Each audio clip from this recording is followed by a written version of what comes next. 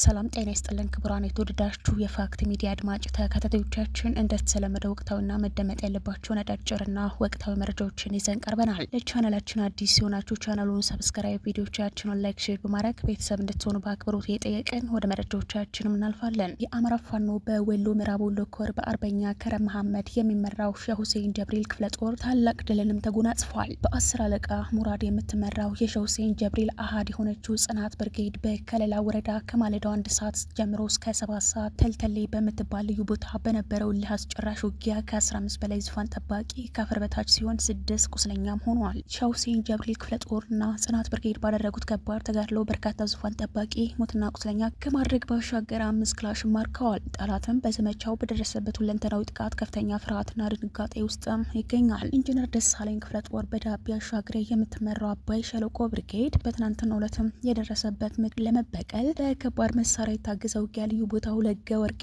የተባለ ቦታ ላይ የከፈተ ሲሆን በዚህ ለአስጨራሽ ውጊያ ጠላት ከባድ ኪሳራና ሽንፈቱን ተከናንቦ 9 ሙትና 7 ቁስለኛ እያንጠባጠበ 3 አስመርኮ ወደ መጣበት ጉድጓድም ተመልሷል። በዘመቻ አንድነትም ከትናንት በስቲያ በሰሜን ወሎ ዞን ሀብሩ ወረዳ የጀግናው አርበኛ ሲሚላክ ደጉ የትውልድ ቦታ በሆነው ቡሆሩ ቀበሌ 08ና 09 እንዲሁም ጠዶ ሚካኤል አካባቢ በአማራ ፋኖ በወሎ ቤተ አማራ ልጅ ኢያሱ ኮር የእጁ ክፍለ ጦር በ3 አቅጣጫ የመጣ ጠላት ጋር ከፍተኛ ተጋድሎ በማድረግ ጠላትን ሞትና ቁስለኛ በማድረግ ታላቅ ድልም ሰርተዋል። የጀግኖቹን ክንድ መቋቋም ያቃተው ጠላትን በሆሩ ቁጥር 8 ላይ የግለሰብ ቤት አቃጥሎ ሸሽቷል። እንዲሁም አቡነ ተክለ ሃይማኖት ገዳም ውስጥ የሚገኙ መነኮሳቶችን አፍኖ ይዞም ሄዷል። የዞብላምባ ክፍለ ጦር ቃኝ ራያ ቆቦ ቀዩ ጋር ያላይ ያገዛዙ ዙፋን ጠባቂ ሰራዊት ላይ በወሰዱት የደፈጣ ጥቃት ቀጠናውን አስረክቧቸውም ሸሽቷል። ከዚህ በተጨማሪ ህዝቡን አስገድዶ ሊያካሄድ የነበረውን ስብሰባ ማቋርጦ አካባቢው ለቆ ወደ ቆቦ ከተማም ፈርጥጧል። አሳምነው ክፍለ ጦር ሁለተኛ ሻለቃ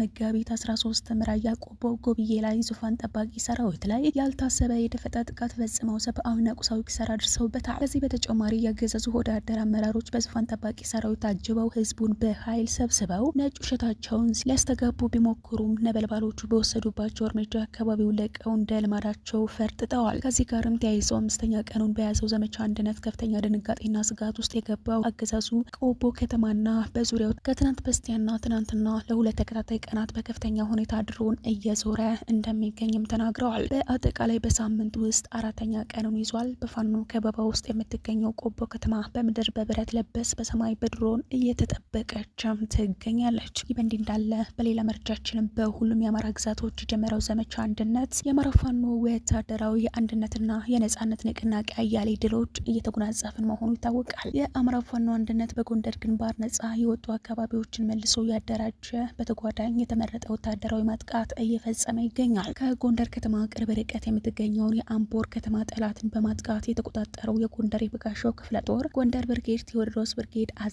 ፋሲል ብርጌድ እንዲሁም ቃኝ ብርጌድ፣ ይታየው ብርጌድ፣ አጥናፉ ብርጌድ እና ሌሎች ተጨማሪ ብርጌዶች በጥምረት አስደማሚ ተጋድሎ በማድረግ መቆጣጠራቸው ተረጋግጧል። ለ26 ሰዓታት የነበረው የቀጠናው የውጊያ ትንቅንቅ 7 ሞት 11 ቁስለኛ አዝረክርኮ ማጫ፣ አምቦበር፣ ወግሎ፣ ስሆር፣ ዳዋዳሞት፣ ወይንዬ፣ ውዛምባ አካባቢዎችን ከጠላት ነጻ በማድረግ በፋኖ የበላይነትም ተቋጭቷል። በወገራ ወረዳ አምባ ጊዮርጊስ ከተማ ሰብሮ የገባው የአፋጎ የጎንደር የበጋሻው ክፍለ ጦር የምስጋናው አጣኔ ብርጌድ በጠላት ላይ በወሰደው ኦፕሬሽን 9 ሞተ ሲሆን 3 ቁስለኛ መሆኑ ተረጋግጧል። መረጃችንን የቀጠለ ሲሆን በሌላ በኩልም በድጋሚ ከተከበረው ህዝባችን ጋር ሰፋ ያለ ህዝባዊ ውይይት አድርገናል ሲሉም የአማራ ፋኖ በጎጃም ተናገሩ። በደብረ ኤልያስ ወረዳችን በተለያዩ ቀበሌዎች ብዙ ህዝብ የተሳተፈበት ውይይትና የመንቂያ ትምህርትም ተሰጥቷልም ብለዋል። የበረሃኛው ቀስተ ደመና ብርጌድ እንቁ አመራሮችና የማስተማሪያ የትግሉ ዓላማ የመግለጽ ብቃት ያላቸው የብርጌዳችን ልበ ብርሃን ጓዶች በወረዳችን ያሉ ቀበሌዎችን በመከፋፈል በአቡነ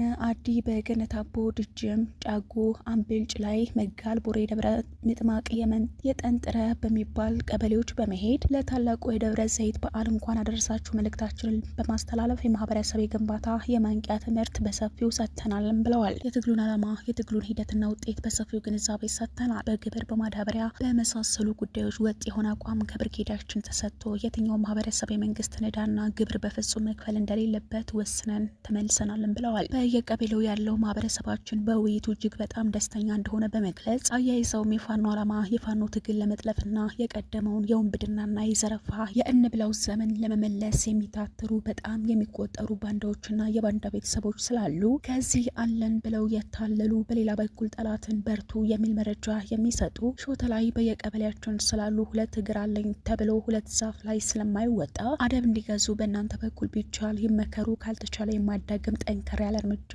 እንወስዳለንም ብለዋል። ሌላው በፍትህና በአስተዳደር ተሰጧቸው ሰላማችንን አግኝተናል፣ ነገር ግን ጠላት በሚንቀሳቀስበት አካባቢ ሌቦች እያጎጠጎጡ ነው። ይህ የሚያሳየው ብልጽግና የሌባዎች አለቃ መሆኑን አብረው የዘረፉ መሆኑ ነው። በእናንተ ቀጠና ወርቅ ሜዳ ብናስቀምጥ ማንም እጁን አይሰነዝርም። በተረፈው በርቶልን፣ ልጆቻችን እንወዳችኋለን ሲሉም መልእክታቸውንም አስተላልፈዋል። ይህ በእንዲህ እንዳለ በሌላ መረጃችንም በአማራ ክልል ወልቃይት ጠገዴ ሰቲት ሁመራ ዞን አብሮነት ለዘላቂ ሰላም በሚል መሪ መልእክት ከትግራይ ተወላጆች ጋር ውይይትም ተካሂዷል። በውይይቱ መድረክ የተሳተፉ የትግራይ ተወላጆች እኛ የምንፈልገው ሰላምና አብሮ መኖርን ነው ብለዋል። ከጦርነቱ ያተረፍነው ብቸኛ ነገር እልቂት ነውም ብለዋል። ተሳታፊዎቹ በደርግ ዘመን መንግስት ወደ ወልቃይት ጠገዴ እንደመጡና አካባቢው በወቅቱ በጎንደር ክፍለ ሀገር ይተዳደር እንደነበር ትውስታቸውን አንስተዋል። በዚያ ዘመን እንደማንኛውም ሰው በሰላም እንኖር ነበር ያሉት ተሳታፊዎቹ አካባቢውን እኛ የምናውቀው በበጌ ምድር ሲጠራ ነውም ብለዋል። ደርግ ከለቀቀና ህወሓት ወደ ስልጣን ከመጣ በኋላ ነው ወደ ትግራይ የተካለለው ነው ያሉትም። ወልቃይት ጠገዴ ድሮም ጎንደር በጌ ምድር ነበር፣ አሁንም ማንነቱ አማራ ነው ያለው ማንነት መከበር አለበትም ብለዋል። ስም ሳንሰጣጥና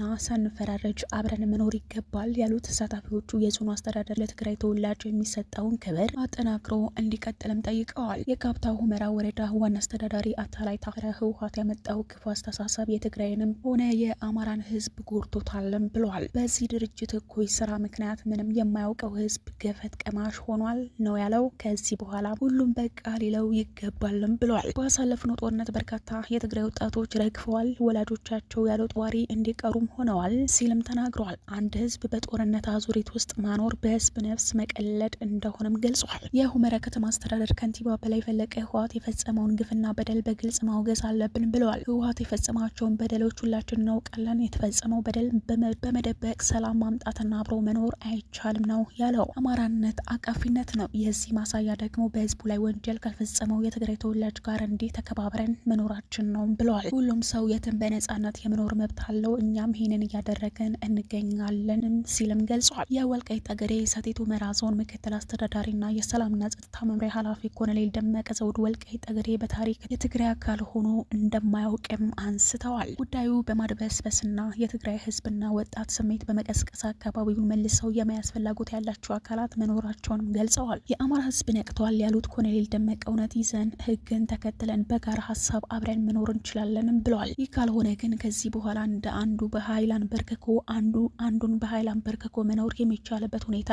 አይኖርም ነው ያለው። በ21ኛ መቶ ክፍለ ዘመን አንድን ከህዝቡ በኃይል አስገብሮ መኖር አይታሰብምም ሲልም ተናግሯል። የወልቃይት ህዝብ ከዚህ በኋላ በህወሓት ጭካኔ እየታሰረ እየተጎተተና እየተገደለ መኖር ስለማይፈቅድ በመከባበር አብረው መኖር የተሻለ አማራጭ መሆኑን ጠቁመዋል። የኛ ጥያቄ ያለ ደም መፋሰስ በህግ አግባብ መልስ እንዲሰጠው ነውም ሲል ተናግሯል። ህወሓትም ለዚህ ሀሳብ ፈቃደኛ ይሁን፣ እናንተ ነዋሪዎችም እውነትን በመደገፍ የግጭትና የእልቂት ሀሳብን በመቃወም በሰላም አብረው ለመኖር የበኩላችሁን አስተዋጽኦ ልታበረክቱ ይገባልም ሲል ተናግሯል። መረጃችን ሆኖም የቀጠለ ሲሆን በሌላ በኩል 18 ቁስለኛ የሚሊሻና የመከላከያ ሰራዊት አባላት በገዛ አመራሮቻቸው መረሸናቸው ተሰማ።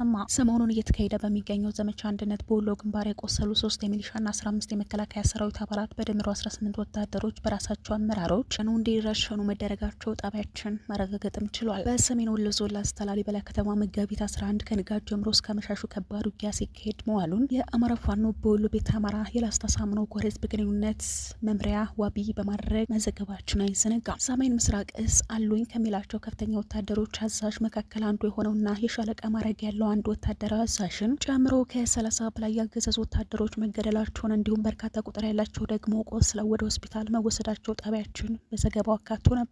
ዛሬ በደረሰን መረጃ መሰረት ከቆሰሉ ወታደሮች መካከል 3 የሚሊሻና 15 የመከላከያ ሰራዊት አባላት እናንተ የምናስታምምበት አቅም የለንም በሚል በገዛ አመራሮቻቸው መረሸናቸው ታውቋል። ወታደሮቹ እንዲረሸኑ ትዕዛዝ የሰጠው በሰሜን ምስራቅ 61ኛ ክፍለ ጦር ስር የ3ኛ ሬጅመንት ሻለቃ አዛዥና ምንጭና የላስታ ወረዳ ኮማንድ ፖስት አስተባባሪ የሆነው ሻለቃ ጫላ ነው ያሉትም ወታደራዊ ምንጮችም ገልጸውልናል። ክፍለ ጦራችን መያዝ ከሚችለው በላይ በርካታ ቁስለኛ ወታደሮችን ይዟል። በጥቂት ጊዜ ሕክምና ቶሎ ሊድኑ የማይችሉ ወታደሮችን መቀበል አንችልም በሚል ነው እርምጃ እንዲወሰድባቸው ያስደረገው ብለዋል። ለገንዘብ ብለው ካገዛዙ ስርዓቱ ጋር ወግነው የተሰለፉ ሁሉም የሚሊሻና አድማ ብተና አባላት መጨረሻ ጣፋንታቸው ተመሳሳይ ነው የሚሉት ምንጮቻችን ይሄ ሳይገጥማቸው በፊት ከወገናቸው ጎን ተሰልፈው ትግሉን በአጭር ለመቋጨት የበኩላቸውን አስተዋጽኦ ሊያደርጉ ይገባል ሲልም አሳስቧል። የተወደዳችሁ የፋክት ሚዲያ አድማጭ ተከታታዮቻችን ለዛሬ ያስነላችሁ መረጃዎች እነዚህ ናቸው።